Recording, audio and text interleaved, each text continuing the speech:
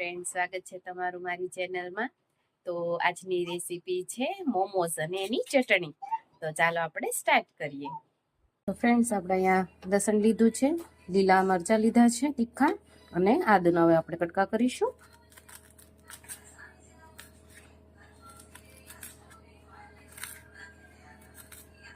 આ બધું હવે ક્રશરમાં ક્રશ કરી લઈશું।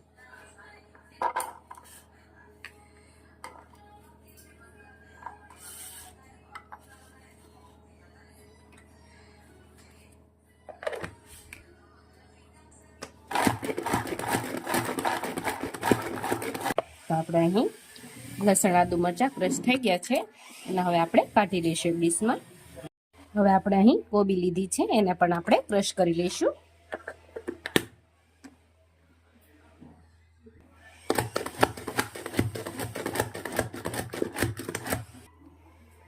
તો તમે જોઈ શકો છો આપણી કોબી ક્રશ થઈ ગઈ છે। હવે એને આપણે કાઢી લઈશું। આપણે અહીં વાસણમાં કાઢી લઈશું। હવે આવી જ રીતે આપણે ડુંગળીને પણ ક્રશ કરી લઈશું। તો આપણી ડુંગળી ક્રશ થઈ ગઈ છે, હવે એને આપણે વાસણમાં કાઢી લઈશું। આપણે ડુંગળી નાખી દઈશું આમાં। હવે આપણે અહીં પનીર છે એ ખમણી નાખી દઈશું।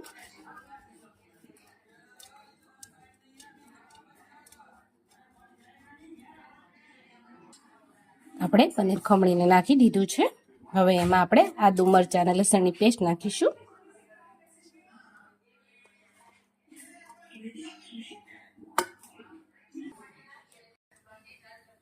બે ચમચી જેટલું તેલ એડ કરીશું।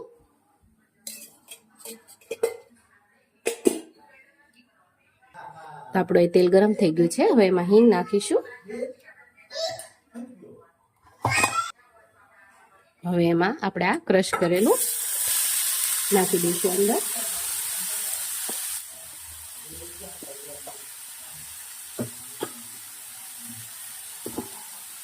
આપણે હલાવી લઈશું। હવે આપણે મીઠું નાખીશું।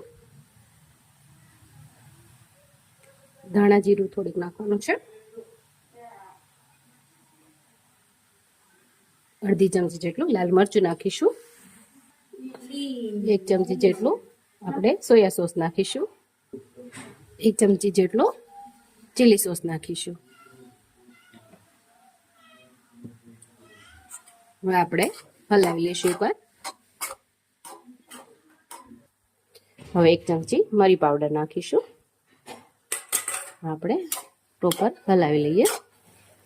હવે આને 2 મિનિટ માટે આપણે ગરમ કરવા મૂકી દઈશું। હવે મેં અહીં મેંદો લીધો છે, હવે એમાં આપણે મીઠું એડ કરીશું, થોડું તેલ એડ કરીશું। હવે આપણે લોટ બાંધી લઈશું।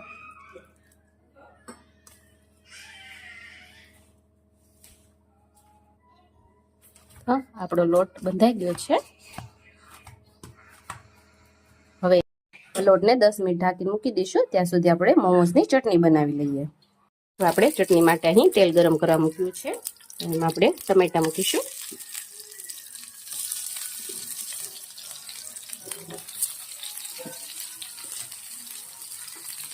આદુના કટકા મૂકીશું।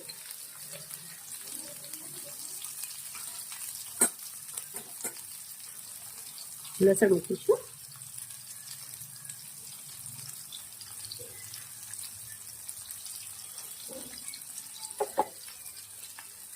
મરચાં મૂકીશું।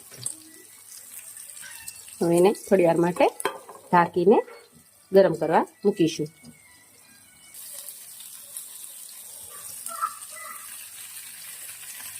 આપણે એકવાર હલાવી લઈશું, ફરી આપણે ઢાંકી દઈશું। તો આપણે અહીં ટમેટા અને લસણને ચડી ગયું છે, તો હવે આપણે ગેસ બંધ કરીને ટમેટાની છાલ ઉતારી લઈશું। હવે આપણે મિક્સરમાં ચટણી કરવા નાખી દઈશું। આપણે ટમેટાની છાલ ઉતારી દીધી છે। હવે અહીં મેં પાણીમાં પલાળી રાખ્યા હતા 1 કલાક પહેલા લાલ મરચાં, એ આપણે એડ કરીશું।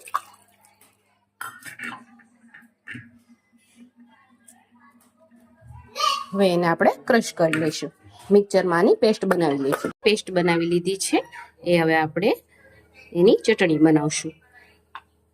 તેની માટે મેં પેન લીધું છે, ગરમ કરવા મૂક્યું છે. એમાં આપણે થોડું તેલ નાખીશું. તેલ ગરમ થાય એટલે આપણે ટમેટોની પેસ્ટ એડ કરીશું. તેલ ગરમ થઈ ગયું છે, હવે એમાં આપણે પેસ્ટ એડ કરીશું.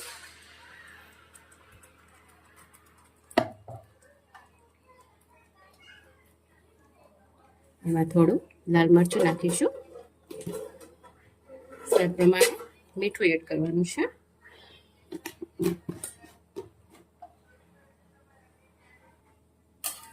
હવે આપણે આ ચટણીને થોડી વાર ઉકળવા દઈશું.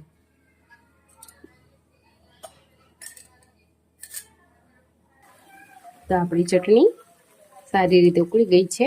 હવે એને આપણે ગેસ બંધ કરી દઈશું. હવે આપણે ચટણીને બાઉલમાં કાઢી લઈશું. આપણે બાઉલમાં કાઢી લઈએ.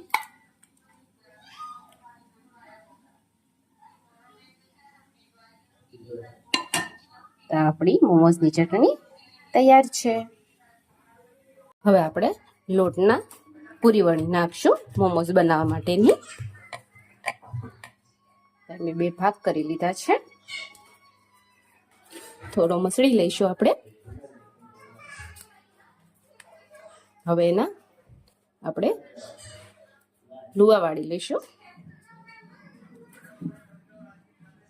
આપણે અહીં પૂરી વાળી લઈશું.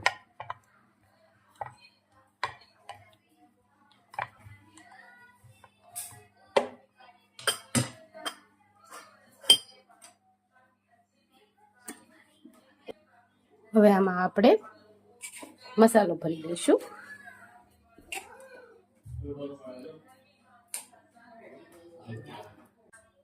હવે આપણે શેપ આપી દઈશું. તમને જેવો પસંદ આવે એવો શેપ તમે આપી શકો છો.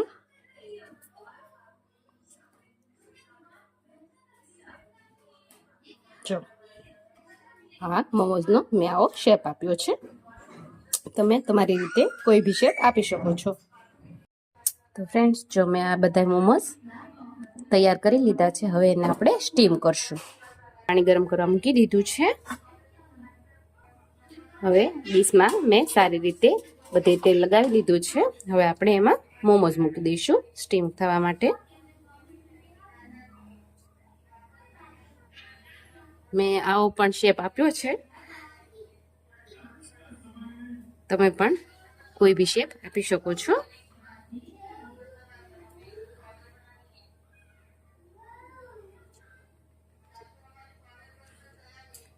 તો ફ્રેન્ડ્સ, કોને કોને મોમોઝ વધારે ભાવે છે એ મને કમેન્ટ કરીને જરૂરથી જણાવજો. મને તો ભાવે છે. તમને લોકોને ભાવે છે કે નહીં એ જરૂરથી મને કહેજો. તો આપણે મોમોઝ સ્ટીમ કરવા મૂકી દીધા છે. હવે એને આપણે 15 થી 20 મિનિટ સુધી સ્ટીમ થવા દઈશું. તો ફ્રેન્ડ્સ, આપણે એકવાર ચેક કરી લઈએ. આપણા ઓલમોસ્ટ મોમોઝ રેડી છે. હવે એમાં આપણે આવી રીતે ધાણા નાખી દઈશું. એથી એકદમ સરસ લુકમાં બી લાગશે અને ટેસ્ટમાં પણ સારા લાગશે.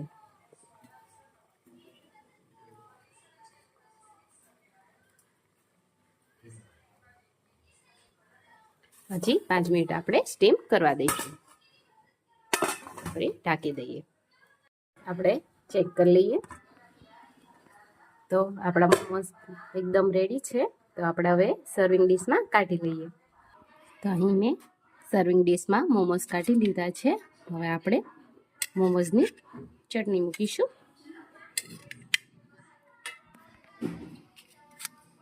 આપણે માયું મૂકીશું. તો તૈયાર છે આપણા મોમોઝ. તો ફ્રેન્ડ્સ, તમને આ મારા મોમોઝ અને ચટણીની રેસીપી કેવી લાગી મને ચોક્કસથી જણાવજો. અને તમે પણ એકવાર તમારા ઘરે બનાવજો. અને જો તમે એકવાર બનાવશો તો ચોક્કસથી તમે બહાર ખાવાનું ભૂલી જશો અને ઘરે જ મોમોઝ અને એની ચટણી બનાવશો.